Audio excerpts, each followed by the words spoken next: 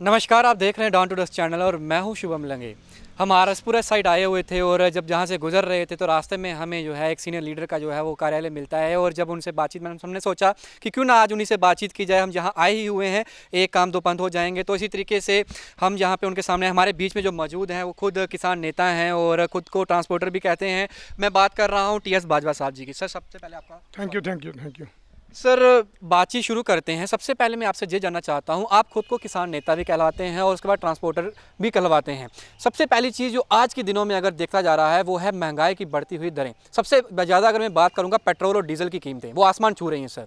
Sir मैं आपसे जानना चाहता हूँ, जब कांग्रेस के टाइम पे जब पेट्रोल के प्राइसेस हाइक होते थे उस समय भाजपा जब जो आपके विपक्ष में बैठी हुई थी वो इस तरीके से प्रदर्शन करती थी, हर एक हल्ला गुल्ला करना, लोगों के बीच में लाना, और उसी के बुनियाद पर सरकार भी बनाई उन्होंने, चाहे पूरे सेंटर में चाहे जम्मू कश्मीर की अगर मैं बात करूं। सर, आपको नहीं लगता कि इस तरीके का प्रदर्शन आपकी तरफ से नहीं हो रहा? देखिए, ये बात आपने ठीक कही। जिस बात डीजल 50 रुपये था या 40 रुपये था लीटर पर लीटर, और उस वक्त ग्लोबल प्राइस भी ज़्यादा थी। तो आज जो ग्लोबल प्राइस है वो 50% हो गई है पहले से। जिस वक्त यूपीए की सरकार थी उस वक्त से आज जो ग्लोबल प्राइस है, कच्चे तेल की जो कीमत है वो 50% से कम है और रेट जो है वो 50% बढ़ गए। ये बात आपने ठीक कही। उस वक्त बीजेपी वाले वो सड़कों पर आ जाते हैं। मैंने देखा बहुत से ये इनके लीडर हैं जिनके इंटरव्यू सुना, यहाँ तक कि रामदेव जी बाबा जो हैं, जो इनके बलबूते पे पल रहा है और जितना भी जो मिलावटी चीज़ें हैं वो बेच रहा है, वो भी कहता था कि अगर आप 25 पे डीजल लेना चाहते हो तो क्या आपको सरकार बदलनी चाहिए, नहीं बदलनी चाहिए, लोगों को कहता था। तो आज मैं एक तो कहूँगा उनको पूछना चाहिए। आज तो 100 के पास चला गया और मुझे लग रहा है यहाँ तक कि यहाँ रुकने वाला नहीं है, क्योंकि इस बार पूरे देश में जो हमारी अर्थव्यवस्था जो है वो कमज़ोर हो चुकी है और सिवाय डीजल के इनके पास कोई ऐसा सोर्स नहीं कि जिससे वो अपने देश को चला सके। क्योंकि जब इंडस्ट्री बंद हो जाएगी और दूसरे जो काम है बंद हो जाएंगे तो जीएसटी जो सरकार को आता है वो कम आता है। तो इसलिए अब सरकार जो है डीजल के ऊपर टैक्स में, और मेरा ये पहली बार मैंने देखा है मेरे ख्याल हिंदुस्तान के इतिहास में, जब से देश आज़ाद हुआ, पहले का तो हमें मालूम नहीं, और हो सकता है ये विश्व में पहली बार हुआ हो कि एक महीने पीछे लगातार जो है कीमतें बढ़ी। लगातार एक महीना उन्होंने डीजल और पेट्रोल की कीमतें बढ़ाई हैं और आज दोबारा, आज 6-7 दिन से लगातार जो है कभी 2 रुपये बढ़ा देते हैं, कभी 1 रुपया बढ़ा देते हैं, कभी 30 पैसे बढ़ा देते हैं, कभी 40 पैसे बढ़ा देते हैं, लोगों को बेवकूफ़ बनाने के लिए का आम जो आम अगर मैं बात करूं, जो आम बेसिक नीड्स होती हैं एक इंसान की, वो सरसों का तेल से खाना बनाता है, उसकी कीमतें भी अब आसमान छू रही हैं, उसके प्राइस में भी बड़ा वेरिएशन जो है देखने को मिल रहा है। सर, इसको भी कैसे देखें? बहुत ज़्यादा। मैं कह रहा हूँ जिस वक्त यूपीए की सरकार थी 70 रुपये लीटर था, आज 160 रुपये से ज़्यादा हो गया। मैंने पिछले दिन लड़के को भेजा, मैं जब वहाँ पे लेके आ, वो गया लेने, उसने 750 रुपये दिए 5 लीटर के थोक के। तो अगर हम मार्केट में 1 लीटर लें तो मुझे लगता है 160-70 रुपये से ज़्यादा होगा। जो हर गरीब से गरीब जो है वो इसको तेल को, यहाँ तेल का सवाल नहीं। देखिए, जिस बार डीजल बढ़ेगा, पेट्रोल बढ़ेगा, ट्रांसपोर्टेशन बढ़ेगी, तो जितनी भी खाने पीने की वस्तु होगी, कोई भी वस्तु होगी, उस पर महंगाई बढ़ेगी। क्योंकि जब ट्रांसपोर्टेशन बढ़ेगी तो उसके साथ साथ जो महंगाई जो बढ़ेगी, जब ट्रांसपोर्टर का वो फेयर जो होता है, ट्रांसपोर्टेशन का किराया बढ़ेगा, तो हर की चीज़ उससे महंगी होगी। और जहाँ तक आपने तेल की बात की, मुझे जो मैं कोई जोशी नहीं हूँ, लेकिन जो लग रहा है मुझे कि ये तेल एक वक्त आएगा, अगर मोदी जी रहे तो जो हमारा देसी घी है उससे महंगा ये पेट्रोल होगा हमारे देश में। जो आने जिस तरह से बढ़ा, ये कहते हैं 70 साल में इतना। इनको पूछो, जिस बार मनमोहन सिंह जी सरकार गई थी यूपीए में, उस बार 54 और 63 था, पेट्रोल 63 था और जो डीजल था 54 था। और आज आपने 6-7 साल में कितना बढ़ा दिया, यानी आपने 40% जो बढ़ा दिया। आप उनको 2 देते थे, ये हो गया वो हो गया। तो आप बताइए आप कितना बढ़ा दिया, जबकि कच्चे तेल की कीमत है, मैंने जैसे पहले कहा, कच्चे तेल की जो है वो 50% डाउन। आज जो एक बैरल है वो मैं देख रहा था 3-4 दिन पहले, $51.59 का एक बैरल है। और कभी कभार मुझे याद है हम उसमें पार्लियामेंट में थे तो 100 से ज़्यादा था कच्चा तेल, मतलब पर बैरल डॉलर था जो उस वक्त। तो आज तो उससे 50% हो गया, लेकिन उसकी जो कीमत डबल कर दी उन्होंने। लेकिन मैं आपसे एक चीज़ जानना चाहता हूं, वो ये है कि जब भाजपा जो थी वो आपके विपक्ष में बैठी हुई थी, आप सत्ता में थे, उस समय उन्होंने इसी मुद्दे को उठाया, महंगाई को उठाया, लोगों के बीच में गए, अपनी आवाज़ रखी और अपनी सरकार बनाई। सर, कहीं ना कहीं लग रहा है कि कांग्रेस भी अब उसी रूपरेखा को पकड़ रही है, और क्या लगता है आने वाले समय में कांग्रेस जो है उस तरीके से सत्ता को काबिज हो सकेगी? देखिए, ये बात आपने ठीक कहा, मैं आपके साथ किसी कोई माने नहीं माने, जहाँ तक मेरी सोच है ये बिल्कुल ठीक है। आज लोग ये कह रहे हैं, आज गली गली में घर घर लोग ये कह रहे हैं कि जो भारतीय जनता पार्टी है, जो एनडीए की सरकार है, जो जिसकी जो लीडरशिप जो है वो अपना मोदी साहब हैं, ये सरकार नहीं चला सकते। ये आप ये कर सकते हैं लेकिन सरकार नहीं चला सकते। अगर सरकार को इस देश में चला सकता है तो वो कांग्रेस पार्टी जो है सरकार चला सकती है, जो हर एक को खुश। देखिए वो गरीब से गरीब लेकर रेहड़ी वाला हो, फड़ी वाला हो, छोटा दुकानदार हो, ट्रांसपोर्टर हो, इंडस्ट्री वाला हो, बड़ी इंडस्ट्री वाला हो, कोई भी हो, हर एक को सांस लेकर चलती थी और वो हर एक का ख्याल रखती थी। ये सिर्फ अपना ख्याल रखते। इन्होंने मुझे कह रहे थे कि कोई बहस हो रही थी तो हमें कह रहे थे जी मोदी जी कहते है ही कोई नहीं, उसका ना बेटा नहीं कुछ। मैं उसके उन्होंने 2 बेटे अडॉप्ट किए हुए हैं, एक अडानियों को अडवाणी, वो उनके दोनों बेटे हैं जो अभी उन्होंने अडॉप्ट किए हुए हैं। आज तो पूरे मेरा विश्व पता चल गया जो कुछ कर रहा है उनके लिए कर रहा है। पूरा हिंदुस्तान का जो किसान है, पूरे हिंदुस्तान का किसान जो है सड़कों पे है, कितने दिन से सड़कों पे है, और करोड़ों करोड़ों किसान सड़कों पे है, लेकिन मान नहीं रहे। और अभी देख लिया उसका रिजल्ट पंजाब में क्या हुआ, पूरे का पूरे थुपड़ा जो साफ हो गया। इतनी कभी जीत नहीं हुई, मतलब डिफीट नहीं हुई, किसी पार्टी की डिफीट नहीं हुई जितनी इस बार जो है बीजेपी की पंजाब में हुई है। और जिस स्टेट में भी चुनाव आएगा, जो लोग हैं खासकर किसान लोग हैं, किसान को छोड़ दिए, किसान तो है, यहाँ जो बड़े बड़े लोग हैं, जो इंडस्ट्री वाले हैं, बड़े बड़े दुकानदार हैं, बड़े बड़े होटल वाले हैं, रेस्टोरेंट वाले हैं, ट्रांसपोर्टर हैं, हर कोई रेडी फड़ी वाला सारा इस सरकार से जो है परेशान है, दुखी है। हर कोई चाहता है। मैं आपसे एक चीज़ जानना चाहता हूं कि अगर भाजपा की बात करें या कांग्रेस पार्टी की बात करें, अभी हाल ही में देखा गया कि टोल प्लाजास की जब इंस्टॉलेशन हो रही थी, पहले तो हटाया गया, फिर से लगाया गया। भारतीय जनता पार्टी जब सत्ता में नहीं थी तब उन्होंने बड़ा हल्ला गुल्ला भी किया। उसके बाद अब जब उसको इंस्टॉलेशन किया गया है, 2 से 3 टोल प्लाजा लगाए गए हैं और क्या ये लगाए जा रहे हैं, 2 और मिलेंगे हमें, लेकिन फिर भी बड़ा हल्ला गुल्ला लोगों ने किया। जब डीडीसी के चुनाव होते हैं उसके बाद जो वोट प्रतिशत है, लोगों ने फिर भी वोट जो है भाजपा को डाला। सर इसको कैसे देखते हैं? देखिए जो तो है, देखिए अब कोई भी जो पार्टी जब सत्ता में आती है, मैं ये कह रहा हूँ तो 84 में इनके पास 2 मेंबर पार्लियामेंट थे टोटली, इन्होंने आंदोलन पे आंदोलन किया और सत्ता में पहुँच गए। महंगाई का मुद्दा उठाया, कोई भी उठाया। तो आज जब दूसरे लोग आंदोलन पे हैं उनको कहते हैं दोनों की भी हैं, किसी को कुछ बोलते हैं। अब ये कहते हैं कि कोई भी हिंदुस्तान में कोई आदमी मेरे खिलाफ आंदोलन करे नहीं, सड़कों पर आए नहीं, कोई मुझे पूछने वाला नहीं है।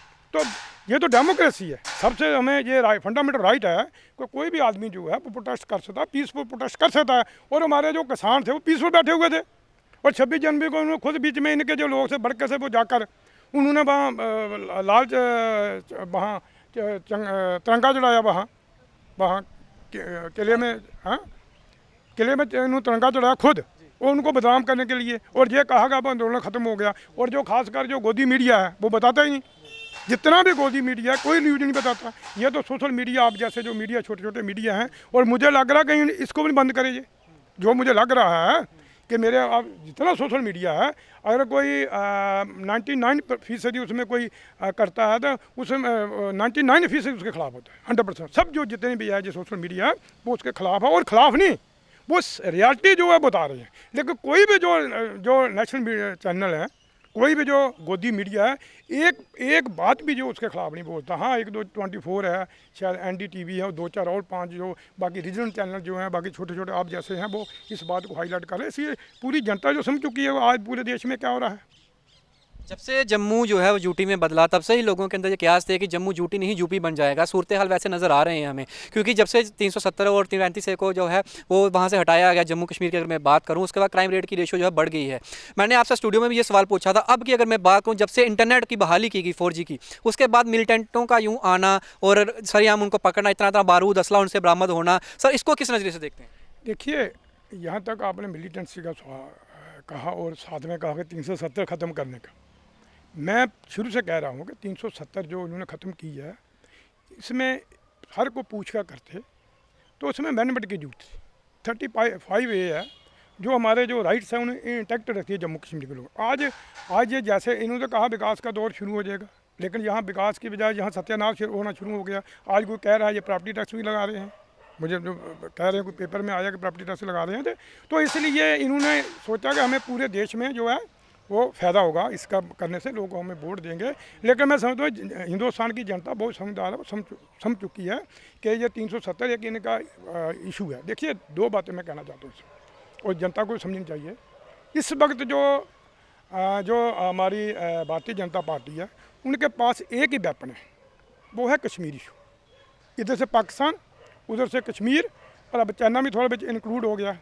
उसके नाम के ऊपर ये राजनीति करते हैं, जैसे पाकिस्तान कश्मीर के नाम के ऊपर राजनीति करता है। पाकिस्तान में जो सेंट्रल पॉलिटिक्स है वो कश्मीर है, और बीजेपी का भी जो है वो कश्मीर है। वो भी चाहते हैं कश्मीर को हम जो हो रहा है उसको हम पूरे देश में बेचें। देखिए, इन्हीं का प्राइम मिनिस्टर था अटल बिहारी वाजपेयी, बीजेपी का था ना। हम यहाँ भी बोलते हैं, उसको अप्रिशिएट करते हैं। एक बार वो आया 2003 में, मैं भी वहाँ मौजूद था उस वक्त, जिस वक्त मैं मेंबर पार्लियामेंट था। एज ए प्राइम मिनिस्टर आया वो कश्मीर में, 40-50 हज़ार के करीब वहाँ लोग इकट्ठे हुए थे। जब मिलिटेंसी थी, पूरी मिलिटेंसी थी। उस वक्त जब उन्होंने जनता को देखा, उन्होंने जो वहाँ से भाषण दिया, वो लंबा भाषण है, मैं हम बताऊँगा, वो लंबा भाषण है। तो उन्होंने जो भाषण दिया पूरे हमारे जम्मू कश्मीर में मिलिटेंसी गतिविधियाँ जो हैं 50% कम होगी, मतलब उसके एक भाषण से। और पूरे का पूरा जितना हमारा बॉर्डर था, पूरे का पूरा बॉर्डर था जो हमारा जम्मू कश्मीर का, वहाँ पूरे के पूरे में सीज फायर हो गया। कोई कहीं से कोई ऐसी घटना नहीं आई कि हमारे जवान की कैजुअलिटी। आज तो 102% जो है कैजुअलिटी ज़्यादा हो गई है जब से ये हमारे माननीय प्रधानमंत्री आए। हज़ारों बार जो है ज़्यादा होगा जो हमारा। लेकिन जो आंकड़े सामने आते हैं और जो भाजपा जो है वो अपने दर्शाती है, उसमें वो साफ कहती है जब से 370 की हमने वहाँ से हटाया है। दिल्ली की अगर मैं बात करूँ तो वहाँ पे क्राइम रेट जो है कम गया, मिलिटेंसी में बहुत कमी आई है, और जितने भी बॉर्डर पे जो लोग पत्थर मारते थे या जो वेपन उठाते थे लड़के, उनका अब रुझान जो है इंडियन आर्मी की तरफ, डिफेंस फोर्सेज में आ रहे हैं, और ये आंकड़े जो हैं कम होते आ रहे हैं। सर, तो आप कह रहे हैं कि बढ़ रहे हैं? देखिए, जिस वक्त हम जहाँ मैं कहता हूँ जहाँ 5000 सिक्योरिटी हो, वहाँ हम 10,000 सिक्योरिटी लगा दें और हम दबा कर रखें, तो कहाँ से घटना होगी पता। अगर सबको ठीक है, मैं तो कहता हूँ अगर कश्मीर में अच्छा हुआ है 370 ख़त्म करने के लिए अच्छा हुआ, तो फिर अभी इन्होंने क्यों 4G स्टार्ट किया है? पहले करना चाहिए ना। और अगर वहाँ हालात ठीक हैं तो वहाँ लोगों को खुलेआम छोड़ देना चाहिए, वो करें, और तभी होगा। देखिए, हम कितनी देर तक लोगों को बांध कर रखेंगे। आज जो हमारा किसान वहाँ बैठा हुआ है, अगर अभी इन्होंने उनके रास्ते बंद कर दिए, वहाँ इन्होंने बड़े बड़े कील लगा दिए, वहाँ लोग ना पहुँच सकें, तो कल को कहेंगे जी वहाँ किसान जमा नहीं हो रहे। अगर उनको वहाँ जाने नहीं देंगे तो कैसे जमा होंगे? सवाल तो इसी तरह है हमारे जम्मू कश्मीर में भी। अब सिक्योरिटी का उन्होंने परिस्थिति ज़्यादा मेंटेन किया हुआ है, जिसमें मैं कहता हूँ अटल बिहारी वाजपेयी जी आए, उन्होंने कोई सिक्योरिटी नहीं।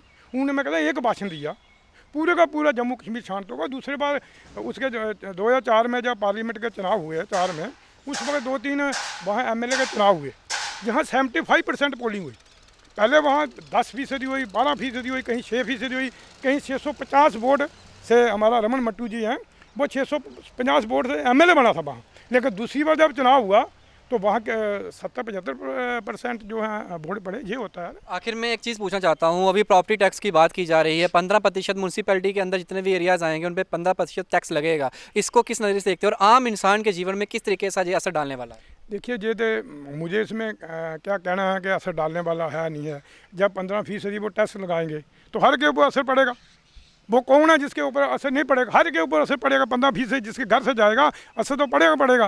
लेकिन मुझे लगता है जितना ज़्यादा टैक्स लगाएंगे लोग जो है इनके खिलाफ होंगे। जिस तरह से पंजाब में जो हालत हुई है वो जम्मू कश्मीर में भी इनकी हालात होने वाली है। और मुझे लग रहा है कि ये इन्होंने टैक्स जो है नहीं लगाना चाहिए और नहीं लगाएंगे, मुझे जो लग रहा है, क्योंकि लोग इसके सख्त खिलाफ हैं। इन्होंने कहा हम लोगों की बेहतरी करेंगे, इन्होंने कहा जम्मू कश्मीर का विकास होगा, इन्होंने लोगों को रोज़गार मिलेंगे, यहाँ बड़ी बड़ी फैक्ट्री लगेंगी।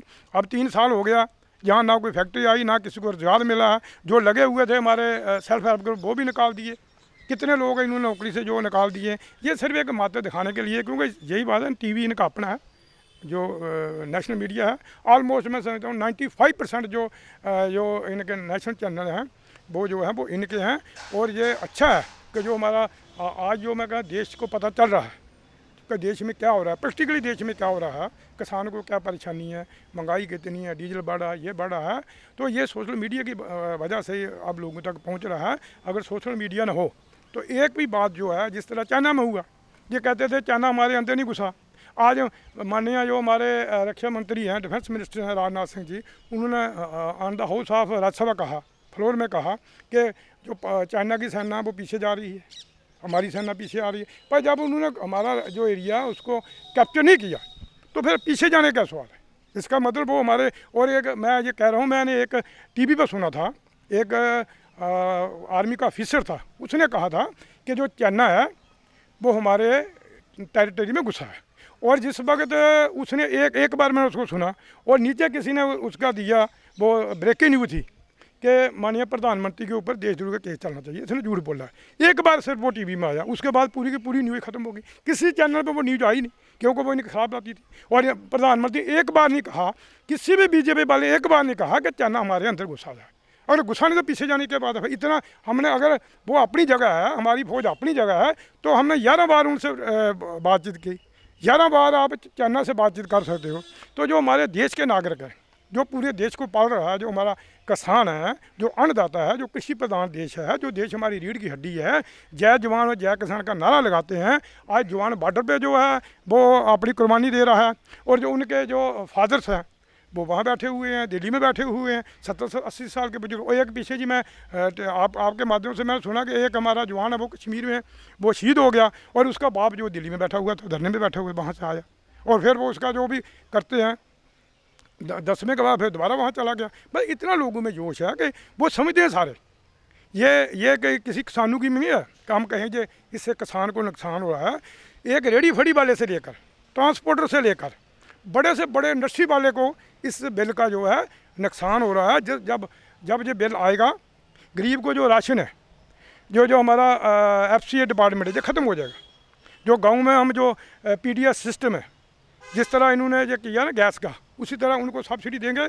जिस तरह गैस की पहले 200-300 सब्सिडी दी उन्हें, कभी 240, कभी 260, कभी 70, आज 38 रुपये सब्सिडी है सिर्फ गैस पर की, और आस्ता आस्ता ख़त्म कर देंगे। और इनकी मंशा है कि जितनी भी हम सब्सिडी देते हैं, चाहे किसानों को देते हैं, चाहे गरीब को देते हैं, मजदूर को देते हैं, किसी स्कीम के थ्रू हम देते हैं, उसको हम ख़त्म करें। देखिए, जब किसानों की हम बात करते हैं, हमारा जो देश है वो एक किसान को 15,662 रुपये सब्सिडी दे रहा है, लेकिन USA में 41,000 रुपये जो दे रही है, 41,44,000 रुपये एक किसान को सब्सिडी। वहाँ बड़ा किसान है, 450 एकड़ वाला वहाँ किसान है, एक किसान एवरेज जो आती है।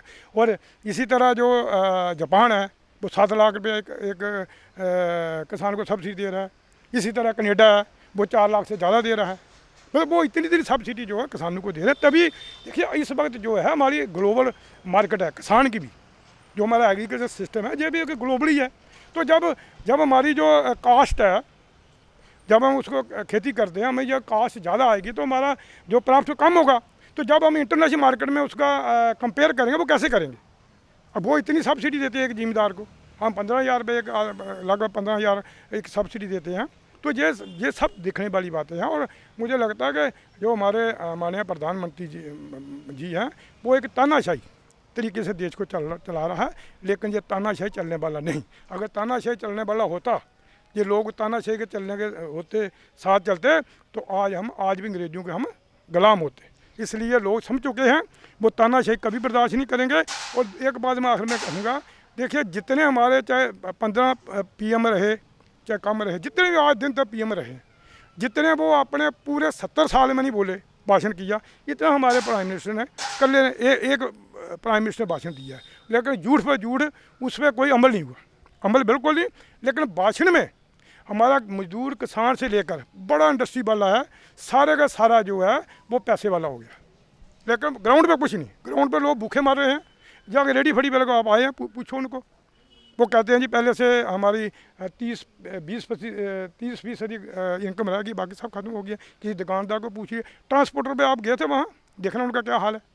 अगर वहाँ 150 बसें हमारे रूट की 50 बसें खड़ी हैं, चला ही नहीं सकते, उनका खर्चा नहीं पूरा। इतनी आप देखिए 100 रुपये लीटर, जब 100 रुपये पेट्रोल है, 85 लीटर जो इस वक्त डीजल बिक रहा है, वो क्या करेंगे, कैसे देंगे? और जब वो किराया बढ़ाएंगे तो गरीब को पे करना पड़ता है। माननीय प्रधानमंत्री ये कुछ नहीं चाहता, गरीब उसको पे करता है। और जो भी मैं कहता है सबसे ज़्यादा महंगाई होती है जिस वक्त ट्रांसपोर्टर का फेयर बढ़ता है, उसका चाहे वो पैसेंजर हो, चाहे गुड्स हो, चाहे छोटी गाड़ी हो, कोई भी हो, जिस वक्त डीजल बढ़ता है तो उनका फेयर बढ़ता है। जब उनका किराया बढ़ता है तो वो गरीब को झेलना पड़ता है, अमीर को नहीं झेलना पड़ता। शुक्रिया सर, आपने कितनी समय हमें दिया और हमसे बातचीत करने का मौका दिया। थैंक यू, शुक्रिया। तो ये थे हमारे बीच में टीएस वाजवा जी, जिन्होंने हमसे खास बातचीत करी और बहुत अहम मुद्दों पे हमारे बीच में बातचीत करी और अपनी राय जो है हमारे बीच में रखी। और आखिर में सिर्फ इतना कह गए कि जो रवैया है प्रधानमंत्री मोदी जी का, वो एक तानाशाही रवैया है, उसी को अपनाए हुए है, जिससे आम इंसान को जो है सिर्फ मुसीबतों का सामना करना पड़ेगा। तो ये आज की विशेष मुलाकात हमारी इन्हीं के साथ ही। आप जुड़े रहिए और देखते रहिए डॉन टू डस्ट चैनल, और तब तक के लिए आप मुझे दीजिए इजाज़त। धन्यवाद।